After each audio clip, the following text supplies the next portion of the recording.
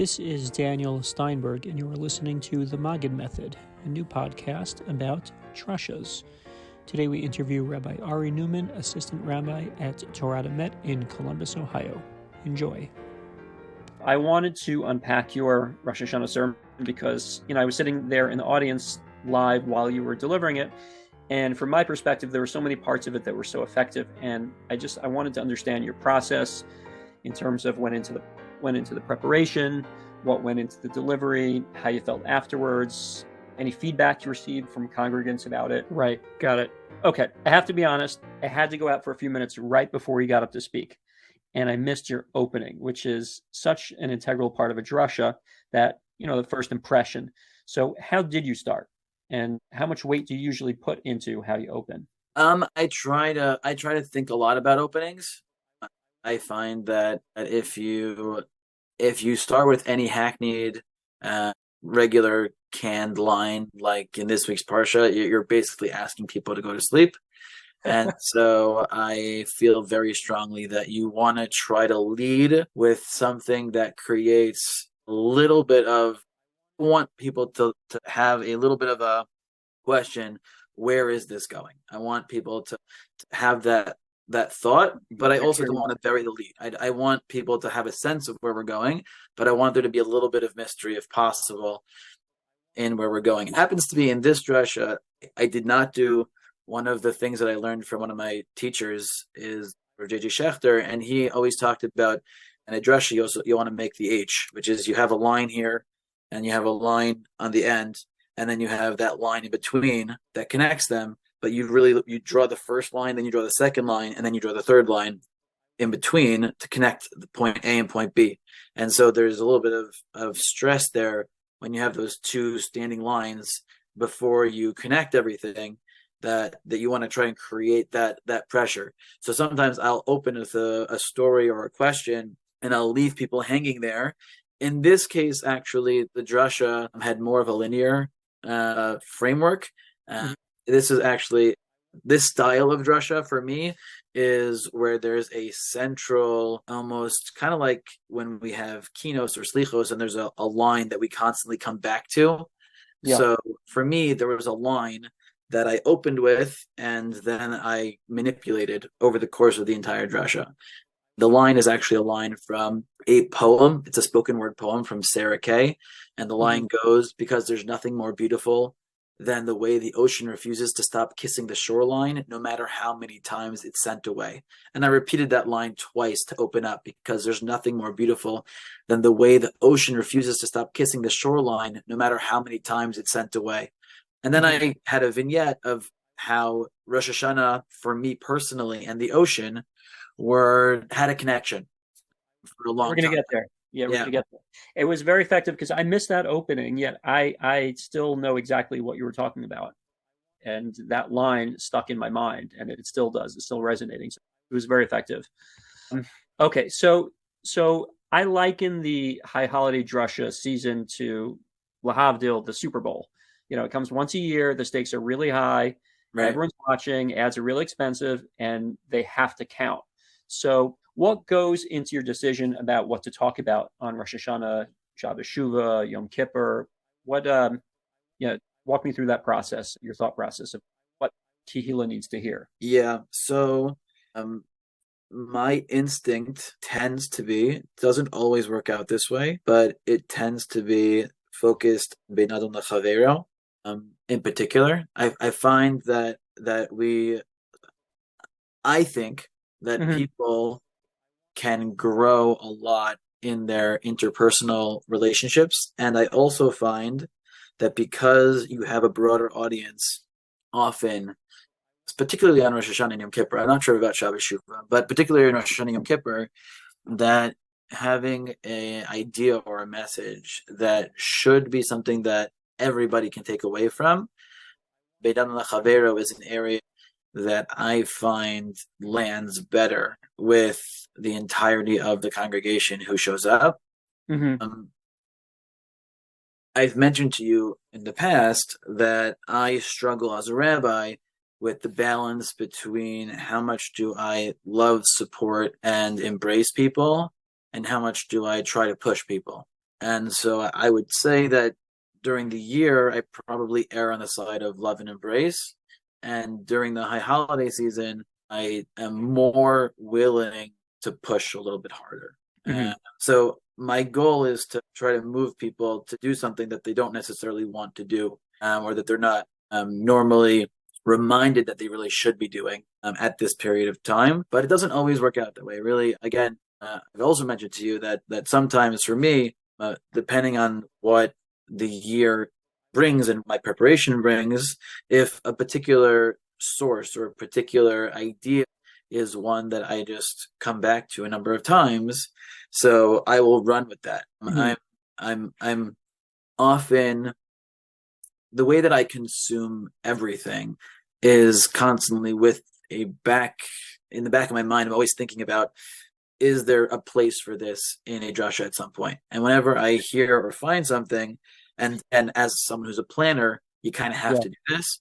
Right. So I will constantly flag things that I'll come back to, and maybe they're a seed that can sprout into something beautiful, but they need the proper nurturing. And so if I have enough of the same idea coming together, all of a sudden that might push me to talk about something, even if it doesn't fit the framework that I started with. So I don't know that it's always my goal is to speak about this thing and Hmm. then I speak about that thing. Sometimes it is, if there's something particular that I want to talk about, but other times it's different experiences that lead me down a certain path and ultimately brings me to that decision, if that makes sense. Got it. Yeah, for sure. For sure. I was thinking about, my past life being a comedian, and there's always a comedian is always looking out for things funny to file away to, for the next, fodder for the next joke. So Yeah.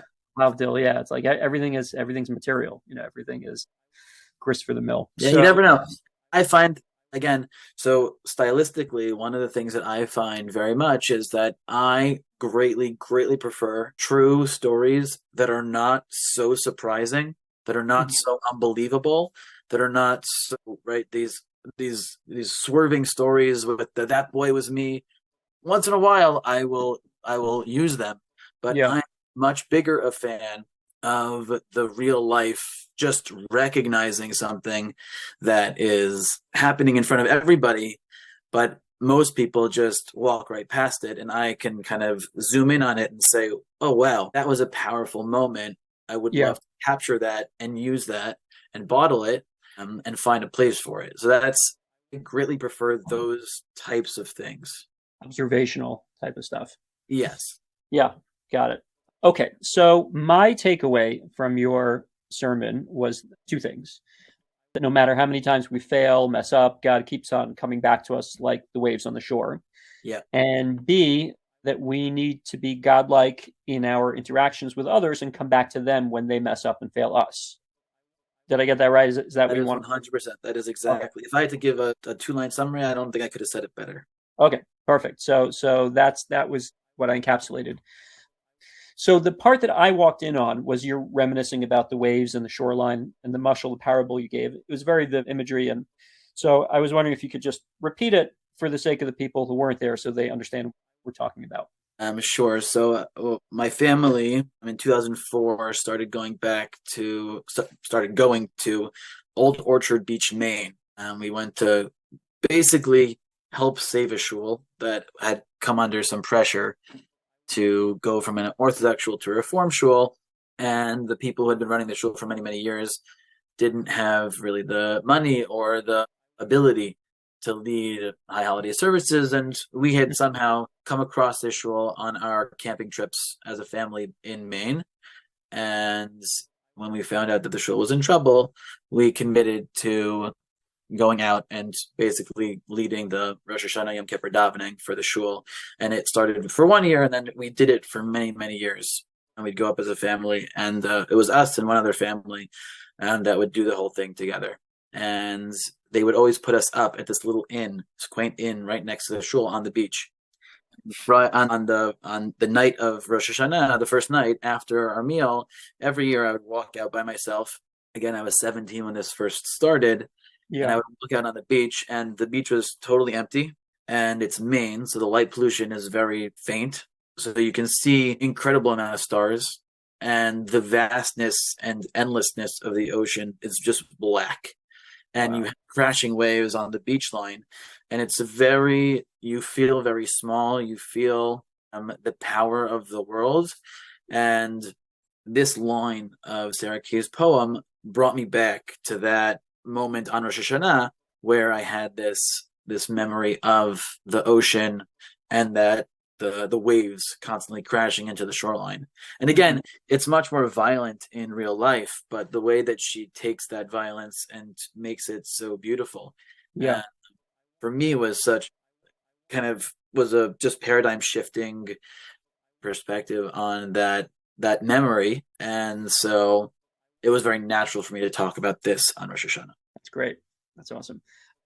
Now, everyone's got their own style of speaking that works for them. My preference is to speak without notes. Not always as eloquent as I'd like to be. Sometimes I repeat myself or don't use the most efficient or economical words, or I leave things out. But my sentiment is that for the most part, people are only going to remember how you made them feel. You know, that line of, I forget who said it, Maya Angelou, I think, that, they're not going to remember what you said, but they're going to remember how you made them feel, the experience. And I want that connection between audience and speaker to be as strong as possible. And my feeling is that notes distract from me being fully present with them and them with me. So all that being said, from my perspective, and I don't know if everyone was hypersensitive to this as I am, but in the beginning, you took some very long pauses to look at your notes to assess what you're going to say for the next couple minutes at a time.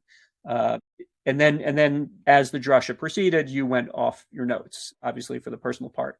But so give me a little bit of insight into your thought process about that, about when to use notes. So it's actually a great question.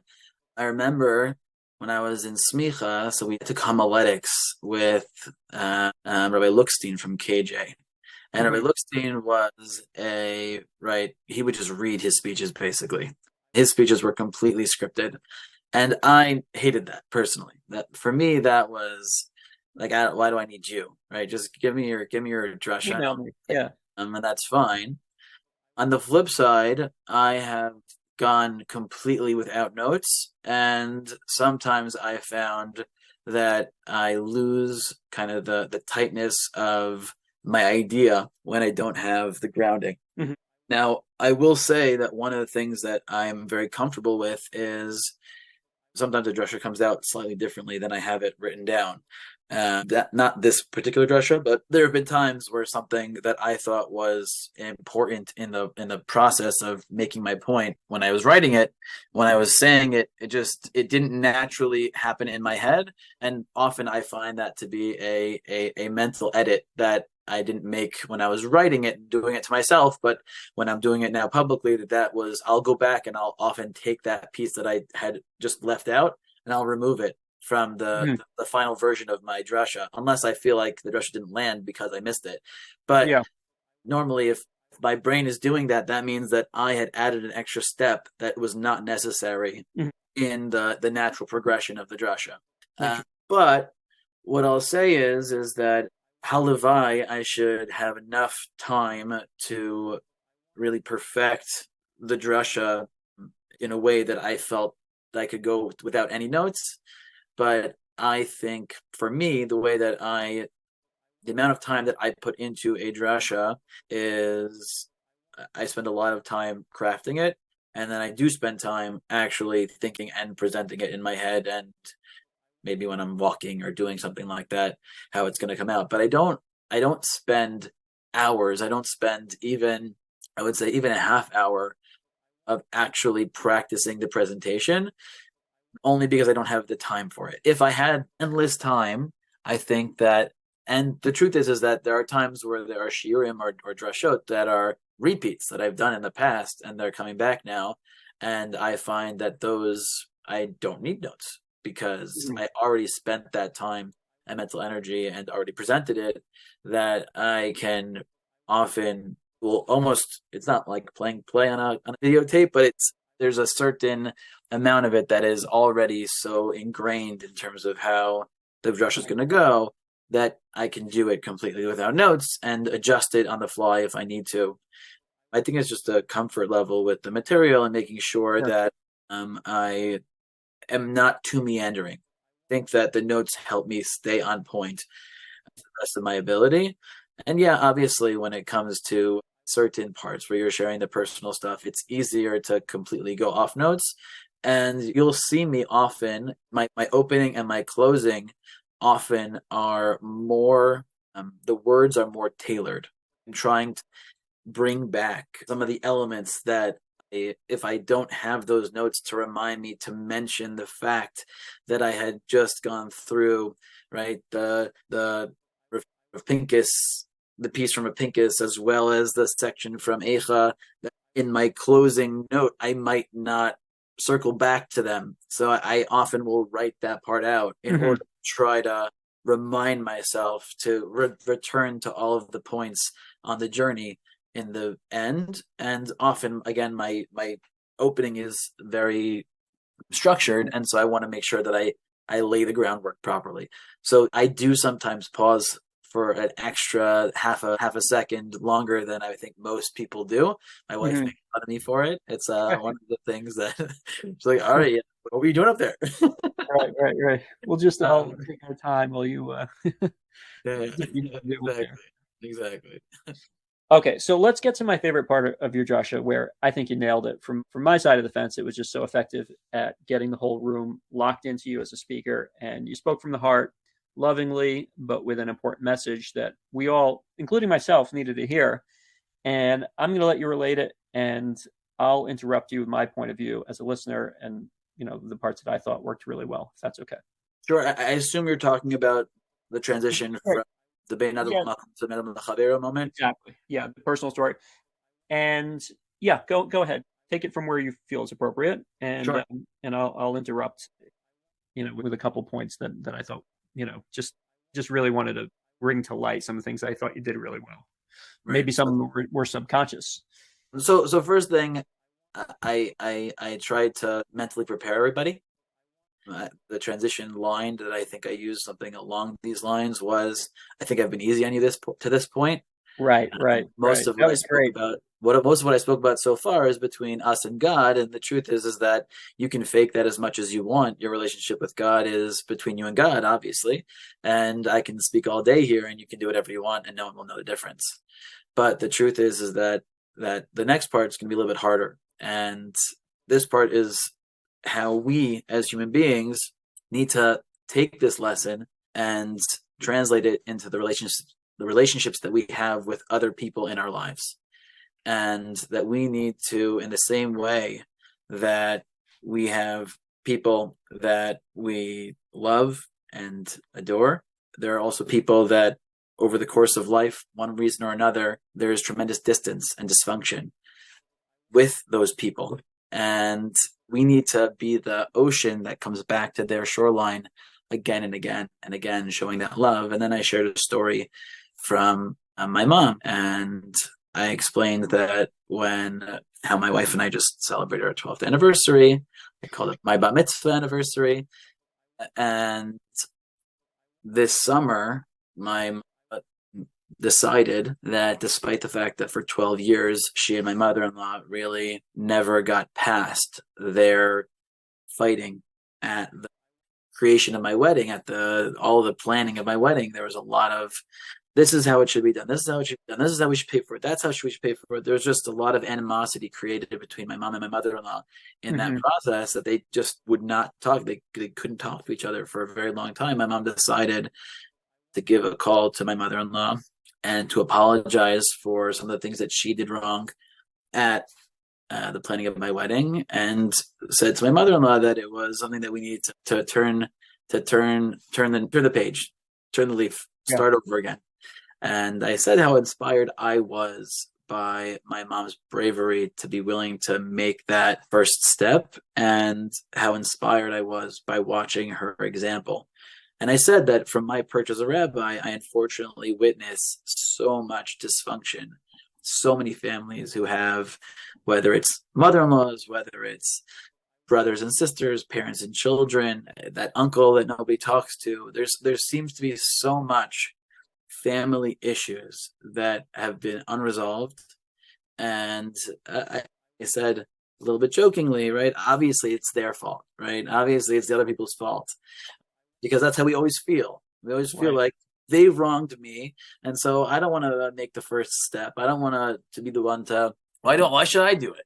Which is Right. an extremely petty but very naturally human, unfortunately, very human reaction. And so I said, I know that, and maybe it's not even going to work. Maybe your all of your attempts are going to fall on empty ears, and no one's going to respond, and it's going to be like, why did I even put myself out there? Hmm. And my return back to the wave, and how Hashem, no matter what we do, comes back and crashes into the shoreline and gives us that little kiss on the kepi and says, I'm always here. And I come back. And so I felt very strongly that it's something that we need to try to live by, that it's not just lip service, but it's something that we need to try to make amends with those people in our lives who we have distance from. And it's hard. It's really hard. But I feel like if not on Rosh Hashanah to think about this, and to try to, maybe if I can move one, two, three people, to try to move forward in a challenging relationship they have with somebody in their family or in the Kali Yisrael, I think that is worth every second of the Yeah. preparation and the delivery of the sermon. Like that's, Yeah. for me, that would be the greatest thing. Right. That you transform people's lives. Okay. So there were a few things that you did want to point out. And again, maybe some of this was subconscious. Some of it was conscious, it sounds like. But you said that how you transition people. You said I've been really easy on you until now. I remember thinking, wow, that created some tension. It got the feeling like, what's he going to lay on us right now? Am I going to be able to handle it? And I thought that was really effective because it created that tension and got people invested in what you were about to say. Another thing, before you shared that personal family story, you said, I asked my mother, or I forget, it was my mother-in-law, permission to share this. That's And my mom, yeah. yeah, I'm sorry, your mom or your mother-in-law? Yeah, my mom. Your mom, right. And to my ears, that created a real sense that we're about to be let in on something classified, that you're about to disclose something that we wouldn't be able to hear anywhere else. And it created a certain sense of, I don't know about drama, maybe that's too much of a word, but there was something that you're about to reveal something. So it really, it got people hooked into you. At what point? And I don't even think the revelation was that. I mean, I first, don't, yeah, I don't think that you thought it was, but I think that from my perspective, it seemed like everybody in the room was glued to you. And again, I'm kind of hypersensitive to this type of stuff, just as having my background in entertainment and audience engagement. Could feel that palpable feeling that, it was the breath, people's breath got shorter. People were looking at you. No one was nodding off. It was, you had people at every word. But sometimes it's hard to tell when you're in the moment from up there. But from my perspective, I felt it. What point did you decide to include that story? Was it to enhance the drasha, or did you feel it was a cornerstone of the drasha? Like, at what point did that come in? so it's a great question, actually. The drasha, it was actually, I felt that the drasha was incomplete. It was not part of the drasha first. At first, the drasha was just the first part. Mm-hmm. And I didn't like it. I didn't feel like it did much. I thought that it was important. It's an important reminder that, and again, I think there's something powerful to tell people who only come to shul once a year, that even if you come to shul once a year, Hashem still loves you and still has that relationship with you. And yeah, again, my content was modani on purpose, because it's something that even someone with very minimum background should have a connection point. Wow, I didn't pick up on that. That's brilliant. And so I thought it's at least, so for me, that was okay, but I didn't feel like I really challenged anybody. I didn't feel like I really pushed anybody to. And so, I mean, the story happened this summer, so it was pretty fresh. Wasn't like a super old story, and I had not told anybody about it. And I decided to call my mom and ask her. I know she's gonna be here even for Yantif, so I wanted to, for sure, like, she's gonna be sitting in the crowd as I'm telling the story. Yeah. I was gonna ask you, how did you ask, and from whom did you ask permission to share it? So, because my mom was the main actor in the story, again, I don't think I gave any real details about what happened 12 years ago. It wasn't super personal, but wasn't. Yeah, and so I feel like I needed to ask my mother-in-law for permission that she and my mom didn't get along. I felt that it was enough of a common story that two mother-in-laws making a wedding had issues with each other. Yeah. I don't think it's not so surprising. Unfortunately. But I felt that for sharing that my mom made a conscious decision to reach out to my mother-in-law and try to make amends, that's a private matter that takes a certain amount of bravery, a certain amount of confidence, a certain amount of and again, we normally don't overly praise people in front of them, A, and B, again, like I felt that it was only respectful to my mom, make sure she was okay with me sharing it before I did. Sure. How did she feel about you sharing it? A, the fact that you were sharing it, and B, the fact that she was literally sitting there in the audience. Yeah. So the thing about my mom is that she is one of the most spiritual people naturally that I know. Again, she and I joke all the time. She loves the storytellers and the fluffy people who I'm not going to say by name, but people who are wonderful in terms of their connecting people to Yiddishkeit with basically zero content or a little bit of a sprinkling of content, but it's overwhelmingly inspiration that very often I find to be problematic inspiration, frankly. like many of the stories, I'm like, well, that story is I would take a different lesson from that story if we're being honest. And so she and I joke all the time that I'm much more Litvish in my I was going to say that Litvish versus Hasidic in my learning and what inspires me. At the same time, I like singing, right? So I have a Shalavim side to me. I am a Shalavim guy after all, but you were rocking the house yesterday. There must but still, in terms of content, the That Boy Is Me stories, they're not what gets me going. But my mom at first wasn't sure if I should share it, and it wasn't like a long pause, but she called me back later she said, let me think about it. And then later that night she called me back and she said, Ari, if that story you think will help one or two people maybe try to make a little bit more peace in the world, then I want that zchus. So and that's how my mom thinks. Like she is like a very spiritual person. Like I wouldn't think that way. That's she's a different level on these types of things. I've learned tremendously from her, even though I don't think I come anywhere near her in terms of that intuition of the greater spiritual impact of things that she intuits. Got it. Okay, so you seemed, from my perspective, very emotional when you were talking about it, but you told me also that you didn't feel particularly vulnerable or perhaps self-conscious about revealing it. Tell me a little bit about that. Yeah. So the truth is that even in my life, there are people and situations that I wish were better, but they're not really with me. They're just with people around me.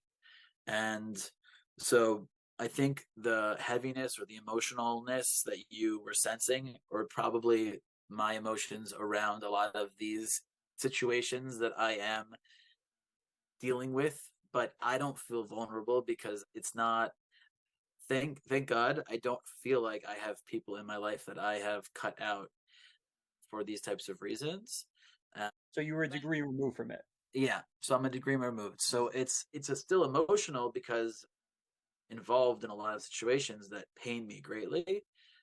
But thank God right now I don't feel like I have any situations that are have that distance and have that dysfunction that I mentioned. Got it. Okay, so this is, try to figure out how to phrase this. So from my perspective, I felt more connected to you as a leader, knowing that you have firsthand experience or maybe, second degree experience in regards to your message that you were trying to impress upon people, that they should forgive others. Do you feel that it's important to lead from the trenches and past experiences as opposed to the leaders who they might be more concerned about the image that they have of their position or their role that they feel they have to upkeep and don't want anyone to know anything less than savory about them or their family or their past? 100%. So again, it happens to be this is an area that I thank God I'm not struggling with. But as a fundamental perspective, this is actually a conversation that Shira and I have had many, many times. Shira grew up in a place where it's probably because the rabbi is that amazing, but the rabbi was put up on a pedestal and was kind of, and this is a conversation that we can have about the avos, right? About different, how do you perceive the actions of the avos? Are they fallible? Are they human? Are they malachim? Are they kind of human malachim? If they're human malachim, then they're not strivable. They're not people that we can strive to be like. They're Art people scroll versus making of a gadol. Yeah, exactly. I am much more of the people, for the people.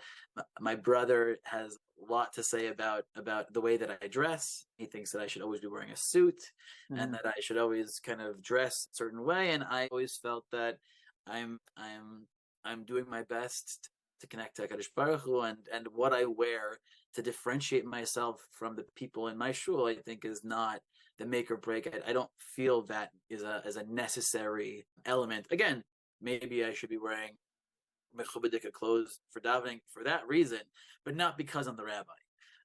And I feel very strongly that the rabbi can be both mentor and friend, which is something that a lot of people disagree with me about. But I feel very strongly that I can be friends with my balabatim, and I can also push my balabatim. And I don't know that that's, and maybe that it also speaks to the struggle that I have about the embrace versus the pushing. But I feel like I'll take the challenge with the benefits of being both friends and mentor any day.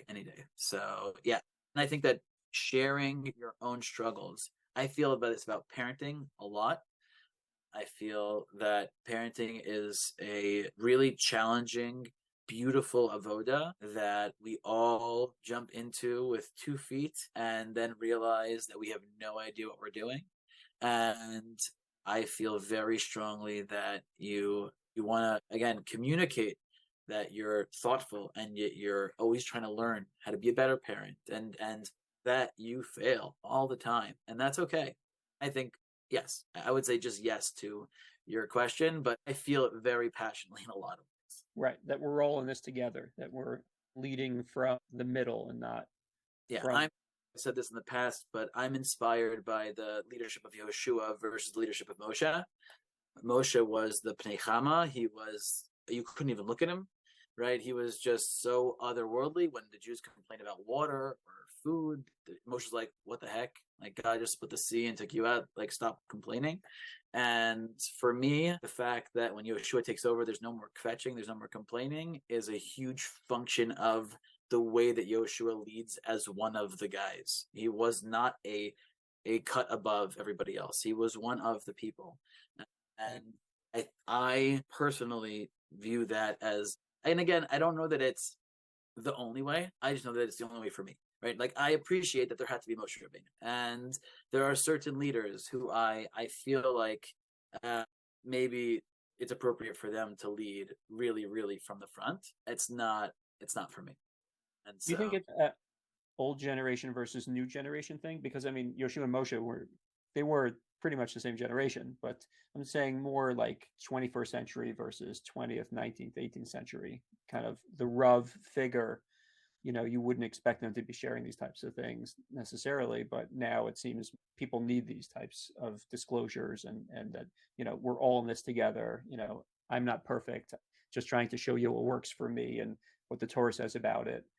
So it's interesting. I don't know, because I know people in the previous generation who were rabbis like I am, and I know people who were not.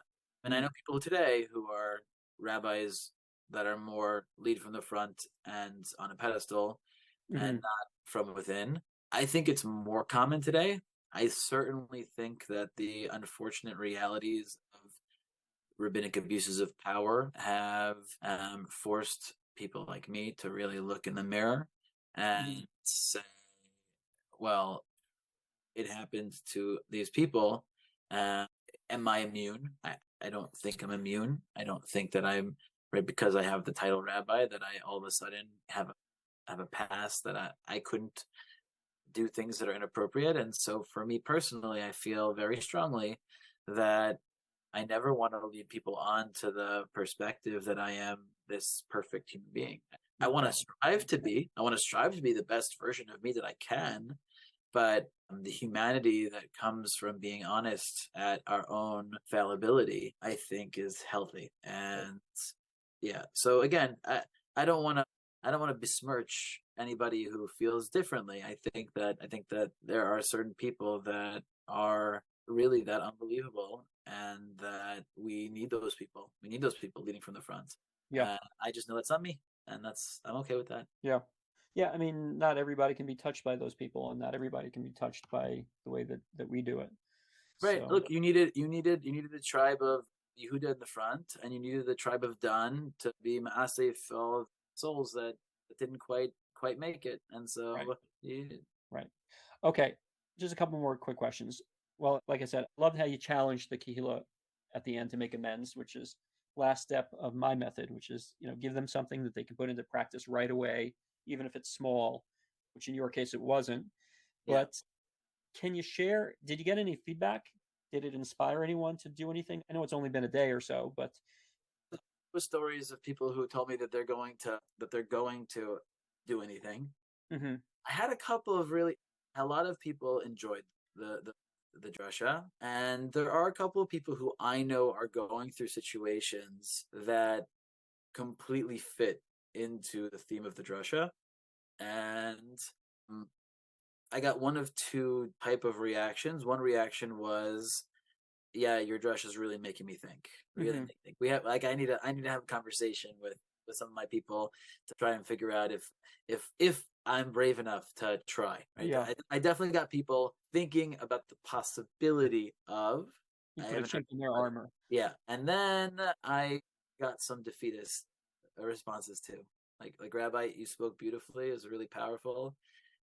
You should know, like, I've tried and it doesn't work. Hmm. And so again, and I appreciate that. And again, in some ways, my goal was to try to preempt that with the imagery of the ocean, because if you can really be that, so there is no last wave, right? It's just endless, right? This has to be your entire, right. You just keep on going. It's not like you don't give up just because it didn't work the first time, the 10th time, the 20th time, that you stop. You just keep on Right. going. And the truth is that from my perspective, if people don't actually make amends, but they make peace by continuing to forgive the people in their lives that have wronged them, and they Mhm. can even live there, but it doesn't actually lead back to the relationship as once was, I think that's a win too. So, but I have not yet had anybody tell me that as a Mhm. result of this, anything particular has happened. I'm Alright, maybe still, I give it some time. Yeah. it's still early, so Yeah. Yeah. Okay. So the way that you ended was very abrupt, and I thought it was great because you made an impact and you didn't dilute your message with any unnecessary chit chat. You went in, did the job, walked out. Was that intentional, or did you have this did is you just great. This is great. This is wonderful. This is so. Thankfully, I have Conegdo, my wife, who is my greatest champion and also my greatest critic, and she's great, and she happens to be extremely talented in her own way, and she's a great public speaker too. Whenever she yeah, does, she doesn't do it so often, but when she does, she really knocks it out of the park. yeah, super And talented. she hates my endings always. My endings are often Right. fairly abrupt. Land the Um, plane. what? To land the plane, you got to land the plane gracefully. Exactly. I often have fairly abrupt endings. I do not meander, right? So my endings will very, very rarely have B'mehera v'yameinu melech hamashiach b'mehera. Like we're gonna closing. yeah. Like I don't know where I'm going, and then like Mashiach, right? So I don't do that. But there are times where I basically conclude, but I didn't mean to. And so I have two options. One is to go back to my notes and try to go back to what I anticipated, my conclusion to be, the full kind of review of the sermon in a encapsulated format. And sometimes I decide that it's fine where it is, and I'm going to leave it where it was. And so this is an example of it wasn't supposed to be that abrupt, but it was that abrupt, and I felt like I had done what I needed to do, and I wasn't going to do it anything else. I wasn't going to, and so I just left it. It was and perfect. She told me that I was too abrupt. So I could tell her I thought it was perfect for what it counts. I'll let her know. Okay, and two questions came to. I don't know if you have any more time, but just two quick questions. You'll tell me if we should shelve it for another time. I have at least 10 more minutes. Okay, it shouldn't take that long.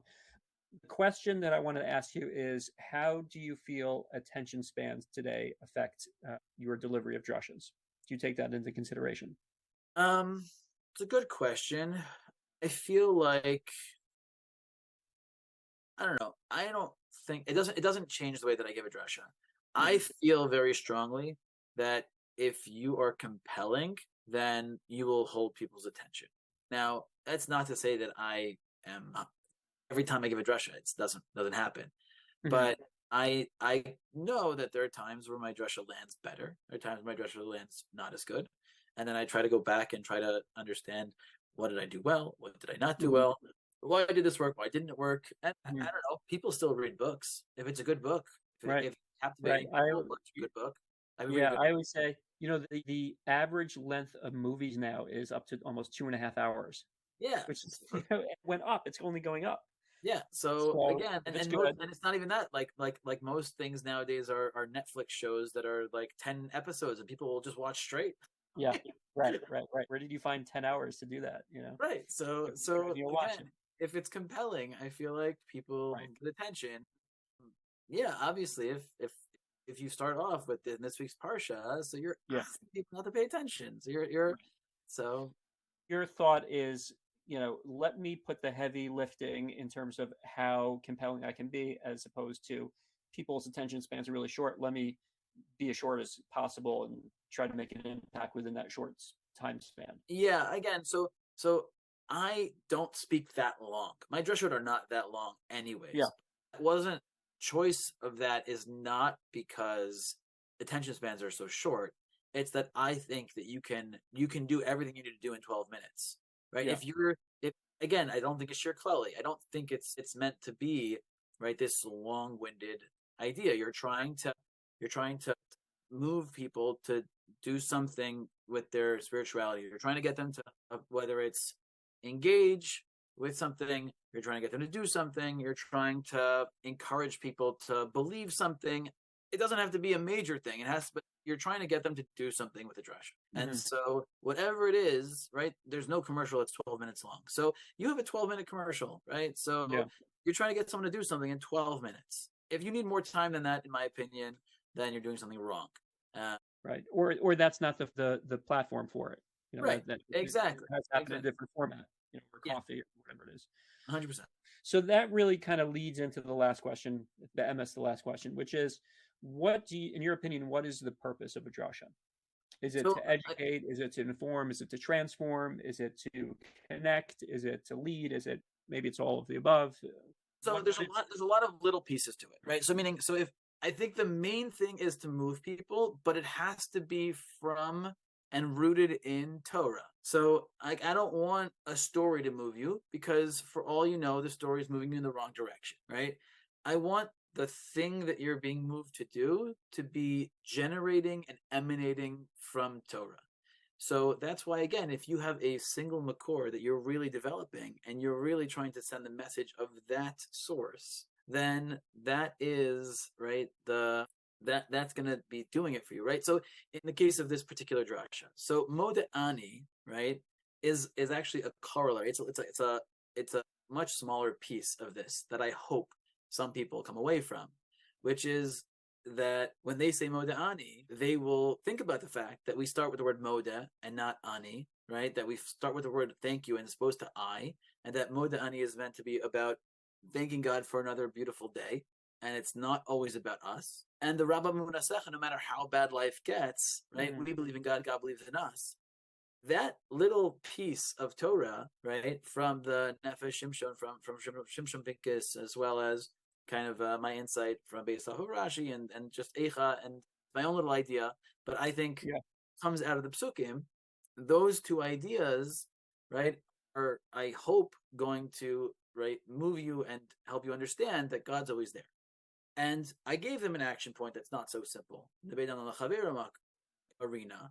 But there's a tangential piece here too that want people to also, right, engage and appreciate the depth of Talmud Torah, the depth of Tefillah, the depth of Judaism. And I don't just want to, right, tell stories. I don't just want it to be fluffy. I want there to actually be content that you can sink your teeth into in the drasha. But it's not about learning, right? It's not, the drasha is not, right, a shir. It's not shir klali. It's not a time to be, right, going through the raid. It's a time that the values of Talmud Torah are emanating outwards, and they're trying to push us to do, believe, think, act something. And that, I think, is the goal of the drasha. There also is, right, there's a community piece, right? So I find that one of the things podcasts are interesting, it's similar to the Daf Yomi, right? So you have all these people all over the Jewish world or all over the world who are all listening to or learning this, right? So in a community, there are very few times where you have everybody in the community, right, engaging in a thing. But the drasha, in some ways, is the, right, it's the communal, right? It's something that everyone is experiencing together, and they can talk about at their Shabbos tables or rip it apart at their Shabbos tables, right? Like it's something that if done well is something that also can be a uniting force. And so if your messages and your values are constantly be loving people, right, as on a communal messaging point, right, there's also a goal there, right? Want my community to be a more loving community. I want my community to be a community that is like that ocean and shoreline, right? And so it doesn't always work that the messaging is meant for that. This is an example of something that actually works very nicely to try to create that communal fabric as well. And I think that there's something to that. To the drasha is part of the, right, the vibe of the community, the zeitgeist of the community, right?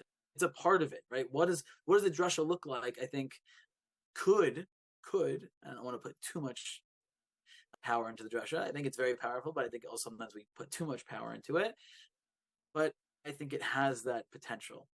So again, it's the message emanating the values of Torah with some actual concrete Torah, and then also this more, right, interwoven communal experience. Wow, great! That's exactly what I wanted to hear. That's, you probably don't get asked that question too often, so it's a question that really kind of makes you think, like, well, you know, what are you trying to achieve over here? Yeah.